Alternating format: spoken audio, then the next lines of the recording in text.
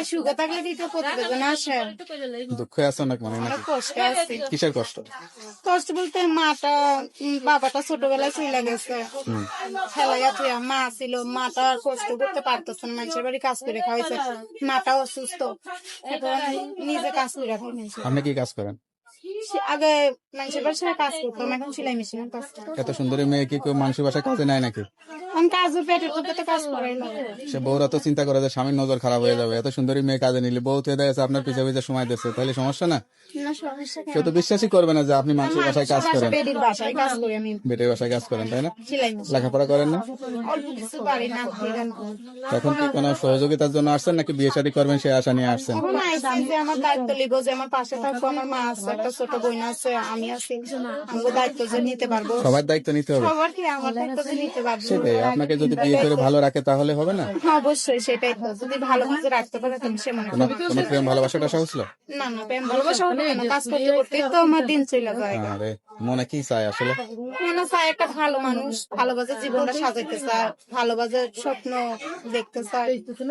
ভালো স্বপ্ন দেখতে হলে তো ভালো লেখাপড়া করতে হতো, তাই না? স্কুল কলেজে পড়া লাগতো, সেটা তো করেন নাই।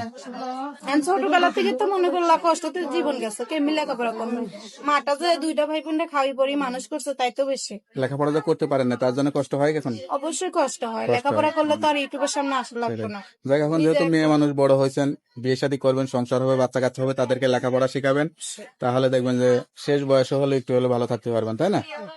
তা আপনার সঙ্গে কিভাবে যোগাযোগ করবে? এখন আমার এই যে মোবাইল নাম্বার আছে। নাম্বারটা মুখস্থ আছে? না নাম্বারে কি ইমো আছে? না না বাটুম ফোন চাই, ফোন কোথায় পাবো? ইমো ফোন নাই? না। কেউ কি সরাসরি বিয়ে করতে চাইলে কি বিয়ে করবেন নাকি প্রেম টেম করবেন আগে? না না, যে যদি আমাকে ভালোবেসে আমার ভালো লেগে যে সরাসরি বিয়ে শাদী করতে চায় তাহলে আমি বিয়ে শাদী করে নেবো। সময় নষ্ট করতে চান না? না যাক, তো নাম্বারটা আমার কাছে দেন, আমি দেখে বলে দিই। তাহলে বেশ শুনলেন, একটা অসহায় মেয়ে, সুন্দরী একটি মেয়ে, দেখে হয়তো বলবে যে অনেক কোটিপতি, অনেক টাকা পয়সা আলা, আসলে কিন্তু অনেক দারিদ্রতার মাঝে আছে। কেউ যদি সব জেনে ভালোবেসে দায়িত্ব নিতে চান তাড়াতাড়ি এই নাম্বারে যোগাযোগ করবেন। আপনার নাম্বার হচ্ছে 013057613307। নাম্বারটা খোলা রাখবেন। আর আরেকবার বলে দাও ভাই। নাম্বারটা আবার বলে দিচ্ছি, 013057613307। নাম্বারটা খোলা রাখবেন। আচ্ছা আর যত কষ্ট হোক 5 ওয়াক্ত নামাজ কালাম পড়বেন, আল্লাহর কাছে চাইবেন। আচ্ছা ভাই, আরেকটা কথা আছে, জি। কোনো মানুষ যদি আমাকে খারাপ উদ্দেশ্যে ফোন দিয়ে লাভ নেই, যদি আমার পাশে দাঁড়াতে চান, আমার দায়িত্ব নিতে চান, বিয়ে শাদী করতে চান, তাহলে আমার কাছে ফোন দিয়েন, আমি সেমন মানুষকে বিয়ে শাদী বয়ে যাবো একবার। সেটাই, যারা খারাপ কথা বলতেছে আপনি তো বুঝবেন না, তাদের সঙ্গে যোগাযোগ করার দরকার নাই। সত্যি করে বিয়ে করতে চাইলে ঠিকানা দিবেন, যাচাই বাছাই করবেন, বিয়ে করে সংসারী হয়ে যাবেন, ঠিক আছে?